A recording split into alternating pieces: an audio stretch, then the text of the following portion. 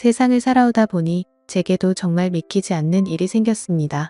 처음에는 숨 쉬는 것조차 힘들 정도로 충격이 커서 많이 힘들었는데 지금은 어느 정도 마음이 진정이 됐는지 숨만 겨우 쉬고 있을 정도입니다. 그래서 이제는 제 고민을 공유하고 다른 분들의 의견도 듣고 싶은 마음에 이렇게 사연을 보냅니다. 저는 올해 30살이고 아버지의 회사에서 일을 하면서 살고 있습니다. 제 아내는 저와 동갑이고 가정주부를 하고 있었죠. 아내와의 첫 만남은 5년 전 일이었고 친구의 생일 파티에서 처음 만나게 되었죠. 그날 저는 약속 장소인 강남에 있는 술집으로 가게 되었고 약속 시간보다 많이 늦게 도착을 해서 저는 급히 들어갔죠. 가게 안은 많은 사람들이 모여서 시끌벅적 난장판이더군요.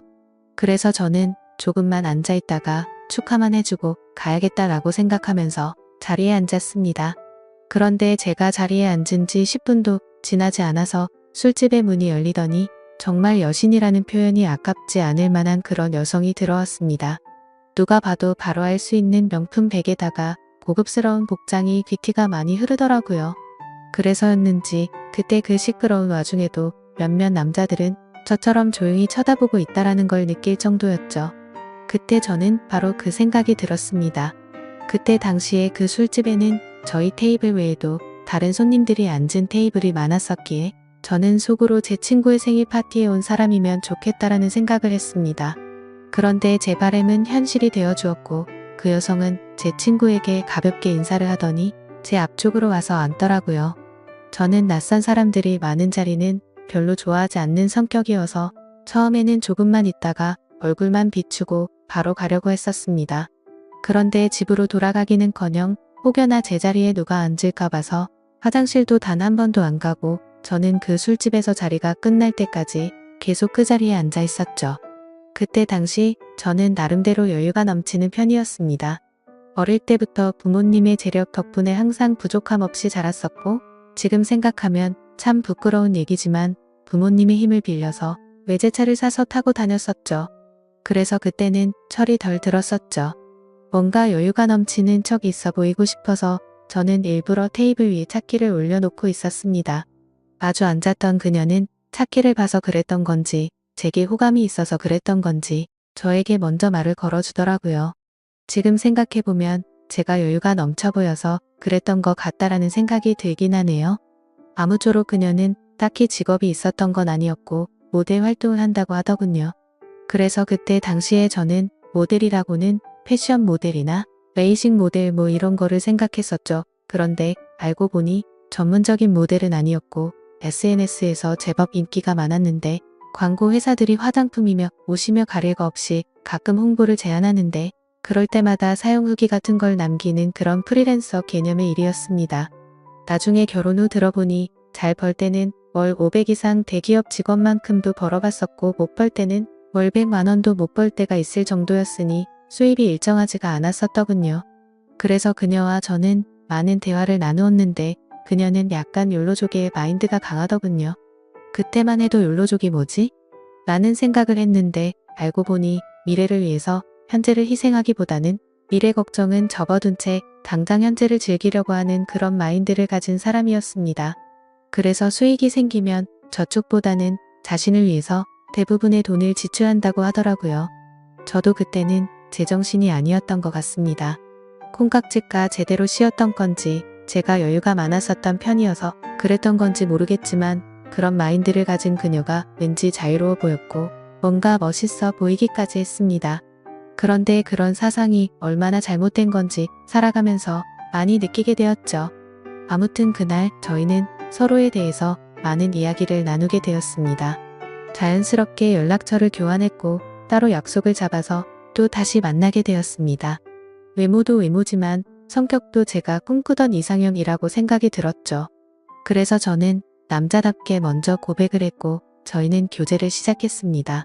저희는 서로 이 사람과는 평생을 함께해야 될 사람이다 싶을 정도로 뜨거운 사랑을 나누었습니다. 그때는 저도 제정신이 아니었죠. 그녀가 원하면 뭐든지 주고 싶었고 뒷일은 생각조차 하기가 싫더라고요. 그래서 부모님의 카드로 미친 듯이 돈을 써댔고 아내는 그런 나날을 보내면서 행복에 겨워서 지내게 되었습니다. 그 당시 저는 공무원을 준비하고 있느라 따로 직업이 없었습니다. 그냥 무의미한 대학 생활과 군 생활 이후 형편없는 삶을 살고 있었죠. 아무튼 저는 이 여자와 평생을 함께하고 싶은 마음에 만난 지 1년도 되지 않아서 평생을 함께하자고 프러포즈를 했습니다. 제 아내는 제 프러포즈를 받아주었고 저희는 그렇게 어리다면 어린 나이에 빨리 결혼을 하게 되었습니다. 저는 학생이라는 신분으로 결혼을 시작하게 되었고 부모님의 지원 아래에 신혼생활을 보내고 있었습니다. 아내는 저를 만난 뒤로부터는 결혼 전에 하던 SNS 활동을 중단했었고 저희는 그렇게 집에서만 뒹굴면서 하루하루를 보내고 있었습니다. 제 부모님이 모든 생활비를 전액 지원해 주셨지만 저는 결국 공무원 시험에 떨어지게 되었고 좌절감에 빠져 있었습니다. 그래서 도저히 이런 생활을 이어나가는 건 아니다 싶었고 저는 사업이라도 해보는 게 어떨까라고 생각을 했습니다. 그때는 왜 그랬는지 모르겠지만 제 스스로 멍청하게도 자존감이 너무나 강했습니다. 그냥 제가 뭘 시작하면 언제든지 돈은 쉽게 따라올 거라고 착각 속에 살았던 거죠. 그래서 지인들 몇 명과 함께 사업을 구상하기 시작했고 부모님께 부탁을 드려서 저는 사업을 시작하게 되었습니다. 처음에는 생각보다도 훨씬 잘 되었습니다. 동업을 하게 된 지인들과 저는 열심히 발벗고 뛰었습니다. 그래서 이대로만 간다면 아버지를 넘어서서 훨씬 더 성공할 수 있겠구나 싶었죠. 그런데 그런 달콤한 꿈도 잠시였습니다. 왜 사업을 할 때 절대로 동업을 하지 말라고 하는지 알겠더군요. 돈 문제로 서로가 부딪히게 되더니 결국에는 사업은 엉망진창이 되었습니다. 아무래도 입장이 다 달랐었죠. 누군가는 자금을 투자했고 누군가는 발로 뛰었고 그러다 보니 굳이 서로가 필요 없는 존재로 여기게 되었고 분열이 되었던 거죠.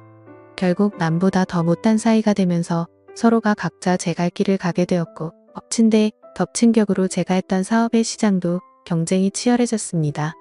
어떻게든 버티고 또 버텨봤지만 앞으로의 전망이 없다고 판단되어서 결국에는 사업을 포기하고 또 다시 백수의 길을 걷게 되었습니다.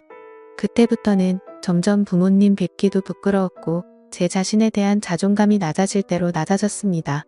저는 신경이 날카로워졌고 그런 저를 걱정해 주시는 부모님과도 큰 싸움을 하게 되었습니다. 무슨 자신감인지 다 필요 없으니까 저한테 연락을 하지 말라고 하면서 부모님과 연락도 끊게 된 거죠. 부모님도 그때는 지칠 대로 지치셨는지 완강하셨습니다. 무엇보다도 아내는 그런 제게 엄청나게 불만을 가졌고 매일같이 짜증을 냈습니다. 지금 당장 우리 둘 다 수입이 없는데 그렇게 싸우면 우리 생활을 어떻게 하느냐고 말이죠. 그래서 저는 쓸데없는 자존심으로 내가 어떻게든 먹여 살릴 테니까 걱정하지 말라고 했고 그날부터 할 수 있는 일은 뭐든지 했습니다. 쓸 수 있는 게 몸뚱아리 밖에 없다 보니 배달 대행도 해보고 대리기사도 뛰었습니다. 그렇게 1년 동안 겨우 입에 풀칠하면서 버텨갔지만 도저히 미래에 대한 비전이 안 보였습니다. 그래서 결국 저는 부모님께 사죄를 드리게 되었습니다. 그동안 실망시켜드린 죄스러운 마음을 보답하기 위해서 아버지 회사로 들어갔습니다. 아버지 회사는 동생이 대학을 포기한 채 사업을 돕고 있었고 동생이 그 사업을 이을 예정이었습니다. 저 또한 아버지의 뒤를 이을 생각으로 들어간 건 아니었고 그래도 하루 벌어 하루 먹고 사는 인생보다는 기술이라도 배우는 게 낫겠다 싶어서 들어가게 된 거였죠. 동생의 밑에서 일을 배워가며 했지만 기분이 나쁜 건 전혀 없었습니다. 1년 동안 더 뼈저리게 사회생활이 힘들다라는 걸 깨달은 덕분이었죠. 그래서 그동안 부모님 카드로 돈을 막무가내로 쓰던 지난날을 반성하게 됐고 오히려 그동안의 잘못을 뉘우치면서 저는 부모님의 신뢰를 얻기 위해 정말 열심히 살았습니다. 그렇게 하다 보니 좋은 결과들이 점차 뒤따라오기 시작하더라고요. 기존의 업체들보다 제법 규모가 큰 업체들이 운 좋게 거래처로 들어오게 되었습니다. 그 후 저의 출근 시간은 매일 새벽 6시가 되었고 퇴근은 저녁 10시 이후에 하는 생활이 이어졌습니다. 그런 생활이 이어지다 보니 자연스럽게 몸과 마음은 점점 힘이 들었죠. 하지만 과거 부모님 등쳐먹으면서 백수로 지낼 때보다는 훨씬 나았습니다. 항상 떳떳하지 못했던 제 자신이 이제서야 사람 취급받을 수 있겠구나 싶었고 제 스스로를 안도하면서 힘을 내고 있었죠. 이렇게 열심히 땀 흘려가면서 사는 게 맞구나 싶으면서 말이죠. 그때쯤에 아내는 휴대폰을 바꿔달라고 하더라고요. 그래서 저는 신규로 가입하는 게 저렴하길래 신규로 하나 사주었습니다. 제 아내는 연애 시절부터 그랬지만 항상 휴대폰을 손에서 놓지 않고 살았습니다. 여자들이 원래 핸드폰으로 이것저것 많이들 하니까 뭐 그러려니 했었죠. 그런데 힘들게 일하고 들어왔는데도 얼굴은 마주치지도 않고 대화할 틈 없이 매일같이 휴대폰만 보고 있는 게 못마땅하긴 했습니다. 그래도 예전처럼 돈도 펑펑 쓰게 못해주는데 그런 사소한 것까지 건들고 싶지는 않았습니다. 그렇게 힘든 하루하루를 보내고 있었는데 저는 최근에 업무가 과했던 건지 약간 몸에 무리가 오더라고요. 그래서 그날은 병원에 가서 검사를 받았고 영양제 주사를 맞고는 일찍 집으로 들어갔습니다. 그런데 집에 있어야 할 아내가 집에 없더라고요. 저는 아내에게 어디 갔냐고 연락을 했고 한참 동안 연락이 없었습니다. 평소에 항상 휴대폰을 분신처럼 끼고 사는 사람이 연락이 없으니까 뭐지 싶었죠. 그러다 저는 몸이 너무 좋지 않아서 저도 모르게 잠이 들었고 제가 연락을 한 지 거의 2시간이 지나서 아내에게서 답장이 와 있더라고요. 친정에 왔는데 잠깐 잠들었었다며 지금 집에 들어온다고 하더군요. 그래서 그때는 큰 의심 없이 그냥 그런가 보다 했습니다. 그러다 결국 사건이 터지고 말았습니다. 저는 병원을 다녀온 뒤로 무리하다가는 큰 일 생길 수도 있으니 주말에는 좀 쉬라고 하더군요.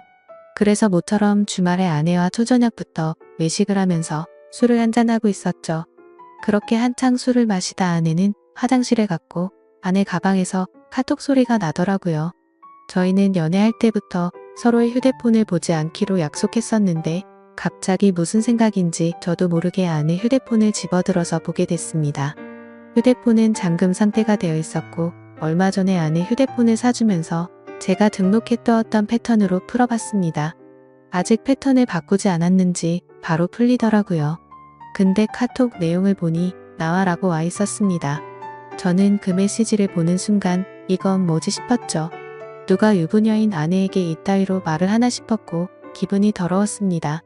그래서 상대방의 카톡 프로필을 보니 50대 정도 되어 보이는 남자의 사진이더군요. 그때부터 뭔가 의심이 됐고 급속도로 분노가 치밀어 오르더라고요. 그래서 그 남자에게 곧장 전화를 했습니다. 그 많은 사람이 있는 곳에서 소리를 질렀습니다. 나의 지 남편인데 네가 뭔데 나오라 말하고 이따위 카톡을 보내냐며 욕을 했습니다. 그러자 상대방은 말을 더듬더라고요. 죄송합니다. 앞으로 다시는 연락 안 할게요. 정말 죄송합니다 이러더군요. 그래서 저는 뭐가 죄송하냐고 계속해서 추궁을 했죠. 근데 몇 분 동안이나 그 정신 나간 놈은 죄송합니다 라고만 할 뿐 제가 묻는 말에는 하나도 대답을 안 하더라고요. 그때부터는 더 이상 의심이 아니라 확신이 되었습니다. 아내는 잠시 후에 자리로 돌아왔고 저는 아내 휴대폰을 들고 있었습니다. 그 모습을 보고 아내는 곧바로 왜 남의 휴대폰 함부로 들고 있냐면서 짜증부터 내더라고요. 저는 헛웃음이 났고 아내에게 물었습니다. 뭐 숨기는 거 있냐고. 도대체 왜 그렇게 화들짝 놀라면서 화내냐고 물었죠. 아내는 휴대폰을 가져가서 자신에게 온 카톡 내용을 봤는지 잠시 생각하더니 말하더군요. 설마 오해하는 건 아니지? 남의 예전에 광고 의뢰하셨었던 사장님인데 연락이 온 거라고 하더라고요. 그래서 저는 너는 아는 사람한테 문자를 그따위로 보내는 사람 봤냐고 물었습니다. 그러자 아내는 그러게 이 사람 제정신이 아닌가 본데 라며 시치미를 떼더군요. 저는 말했습니다. 내가 이미 그 사람한테 전화했고 그 사람이 다 인정하고 사과까지 했는데 끝까지 거짓말하려고 하냐고 말했습니다. 외도를 했다고 듣지는 않았지만 일부러 아내를 떠보려고 그렇게 말해봤습니다. 그러자 아내는 통화 내역을 확인하더니 조용히 있다가 미안하다고 하더라고요. 제발 그 말이 나오지 않기를 바랬습니다. 그냥 단순한 착각이길 바랬고 그 대답을 듣는 순간 피가 거꾸로 솟더라고요.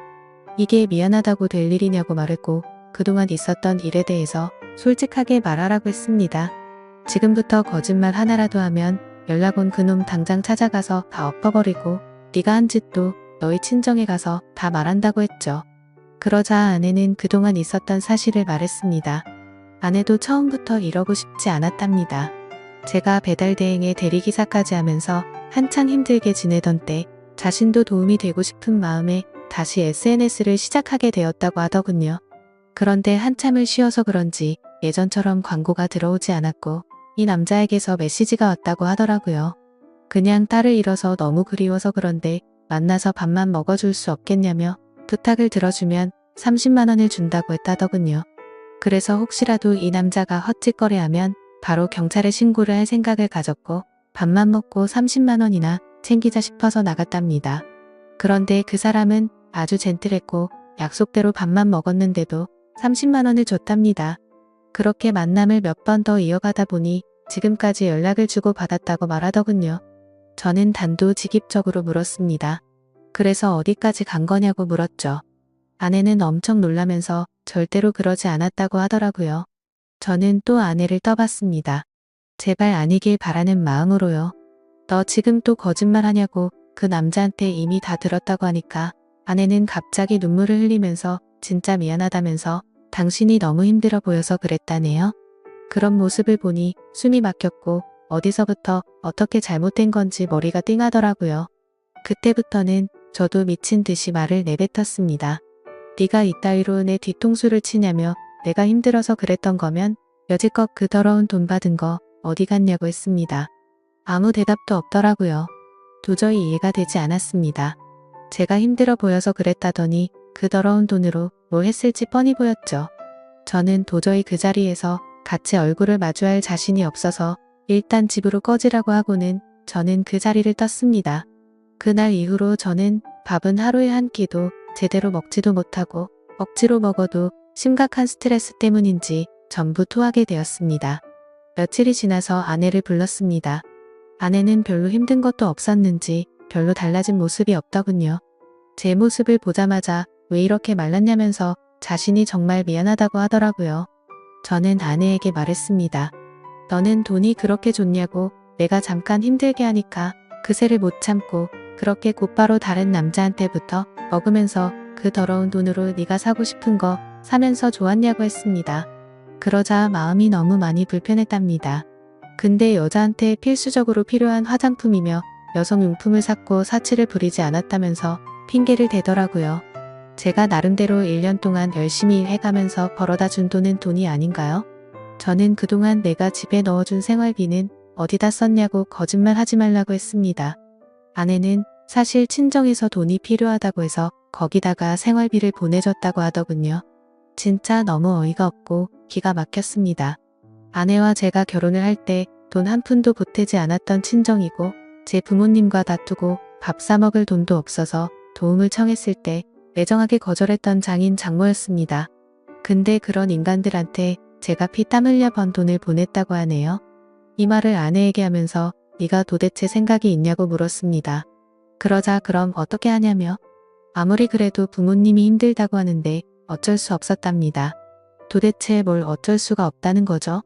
제가 돈 10원도 못 벌어온 것도 아니고 충분히 먹고 사는데 문제는 없었는데 그 돈을 홀라당 친정에 보내주고는 화장품이며 여성용품 사려고 돈 많은 남자한테부터 먹었다는 걸 어떻게 이해해야 하죠? 솔직히 아내의 친정도 심각한 문제입니다.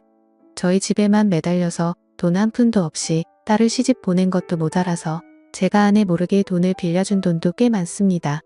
그때 당시에는 제가 사랑하는 아내의 식구들이었고 당장 너무 힘들다고 하는데 어쩔 도리가 없었죠. 그렇게 한 번만 또 한 번만 마지막으로 한 번만 이런 식으로 보내준 금액만 5천만 원이 넘습니다. 막상 아내의 얼굴을 마주하고 있으면 마음이 또 약해지는 것 같기도 하고 이런 제 자신이 정말 저도 답답하고 화가 납니다. 남들이 이런 고민을 갖고 있으면 남자가 진짜 바보 같은 놈이구나 했을 겁니다. 그런데 막상 제게 이런 일이 생겨버리니 아닌 걸 알면서도 단호하게 내쳐지지가 않네요. 아내는 계속 울고 불며 미안하다고 절대로 두 번 다시는 이런 일 없을 거라고 믿어달라면서 빌고 있는 상황입니다. 저는 이게 돌이킬 수 없는 일이기에 아내가 너무 천박하다는 생각을 하면서도 어떻게 해야 할지 도저히 모르겠습니다. 제가 아내를 믿어준다고 하더라도 아내가 그 늙은 남자와 있었던 상상들을 계속해서 하게 될 텐데 이 만남이 유지될 수가 있을까요? 정말 어떻게 이렇게 한순간에 처참하게 모든 게 무너져 내릴 수 있는지 제게 닥친 가혹한 현실이 너무 힘이 드네요. 인생이란 참 어렵고 힘든 것 같습니다. 이런 걸 고민이라고 사연을 올리는 제가 멍청한 거 저도 잘 알지만 욕보다는 현명한 말씀을 부탁드리겠습니다. 감사합니다.